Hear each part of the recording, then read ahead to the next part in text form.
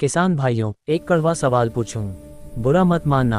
आप खेती अपने बच्चों का पेट भरने के लिए कर रहे हैं या खाद और बीज बेचने वाले दुकानदार की तिजोरी भरने के लिए?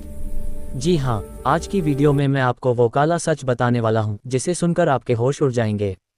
हर साल आपकी जेब से हजारों रुपए निकाले जा रहे हैं और आपको पता भी नहीं चल रहा। अगर आपने यह वीडियो आज पूरा नहीं देखा तो हो सकता है अगली फसल में आप फिर वही गलती करें और अपनी मेहनत की कमाई पानी में बहा दें। वीडियो को अंत तक देखना, क्योंकि आज मैं आपकी जेब में 5,000 रुपये वापस डालने वाला हूं। नमस्कार किसान भाइयों, स्वागत है आपके अपने चैनल एसके फार्मिंग एक्सपर्ट में। चलिए सबसे पहले उस मायाजाल को समझते हैं जो आपके साथ हर सीजन में होता है।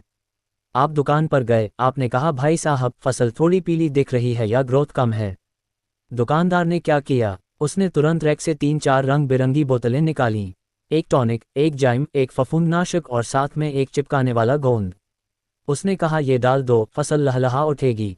दुकानदार अक्सर आपको बोलता है कि ये दवाई इंपोर्टेड है, बाहर से आई है, इसका रिजल्ट जादू जैसा है। आपने सोचा अगर नहीं डालूंगा तो पड़ोसी की फसल अच्छी हो जाएगी और मेरी खराब। इसी डर का फायदा वो दुकानदार उठाता है। भाइयों, सच बताऊं, इसमें से आधी चीजों की आपकी फसल को जरूरत ही नहीं थी। आपने जो 2,000 का थैला खरीदा उसमें सिर्फ 500 का सामान काम का था, बाकी 1,500 रुपये आपने नाले में बहा दिए। चलिए अब जरा इसका गणित समझते हैं। ध्यान से सुनिएगा। 1 एकड़ में अगर आप यूरिया या एनपीके का छिड़काव करते हैं तो मुश्किल से 200 से 300 रुपये का खर्चा आता है। लेकिन दुकानदार ने आपको जो ग्रोथ टॉनिक दिया वो 500 मिलीलीटर की बोतल ही 800 या 1,000 रुपये की है। काम दोनों का एक ही है, पौधे को नाइट्रोजन या पोषण देना। तो फिर आपने वही काम 100 रुपये की जगह 1,000 रुपये में क्यों किया? ये जो 900 रुपये आपने ज़्यादा दिए, यही आपकी मेहनत की कमाई थी जो दुकानदार की जेब में चली गई। और नुकसान सिर्फ पैसे का नहीं है, नुकसान आपकी ज़मीन का भी है। ज़रा सोचिए, जब आपको भूख लगती है तो आप खाना खाते हैं या मल्टीविटामिन की गोलियां फांकते हैं? खाना खाते हैं न, तो फसल को भी नाइट्रोजन, फॉस्फोरस, पोटाश यानी एनपीके चाहिए। ये जो ग्रोथ प्रमोटर और जादुई टॉनिक के नाम पर आपको कचरा बेचा जा रहा है, ये सिर्फ आपकी लागत बढ़ाता है। इन फालतू दवाइयों और रसायनों के ज़्यादा इस्तेमाल से आपकी मिट्टी दिन ब दिन सख्त होती जा रही है। खेत में केंचुए खत्म हो गए हैं, मिट्टी पत्थर जैसी हो गई है। आप फसल को सुधारने के चक्कर में अपनी ज़मीन को बंजर बना रहे हैं।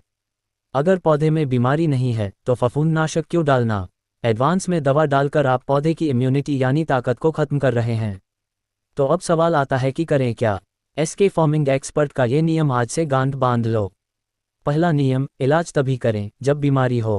पहले खेत में जाओ, देखो कीड़ा है या नहीं। अगर कीड़ा नहीं है तो सिर्फ दुकानदार के कहने पर जहर मत छिड़को।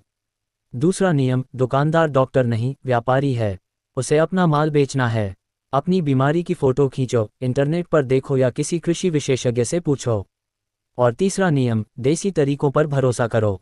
जो पैसा टॉनिक में फूंक रहे हो उससे अच्छी क्वालिटी का बीज खरीदो या खेत में गोबर की खाद डालो। भाइयों, 1 एकड़ में अगर आपने फालतू के 2 स्प्रे बचा लिए तो सीधा 3,000 से 4,000 रुपये का शुद्ध मुनाफा आपकी जेब में बचेगा। और यह पैसा आपके परिवार के काम आएगा, किसी व्यापारी के नहीं। किसान भाइयों, खेती घाटे का सौदा नहीं है, बस हमने खर्चे गलत जगह बढ़ा रखे हैं। अगर आप चाहते हैं कि मैं अगली वीडियो में सस्ती और असली खादों की लिस्ट बनाऊं और बताऊं कि घर पर ही सस्ता टॉनिक कैसे बनाएं, तो कमेंट में पार्ट 2 जरूर लिखें। इस वीडियो को हर उस किसान भाई को शेयर करो जो दुकानदार की बातों में आ जाता है। चैनल को सब्सक्राइब कर लो, क्योंकि यहाँ हम झूठ नहीं बोलते, सिर्फ किसान का फायदा सोचते हैं। जय जवान, जय किसान।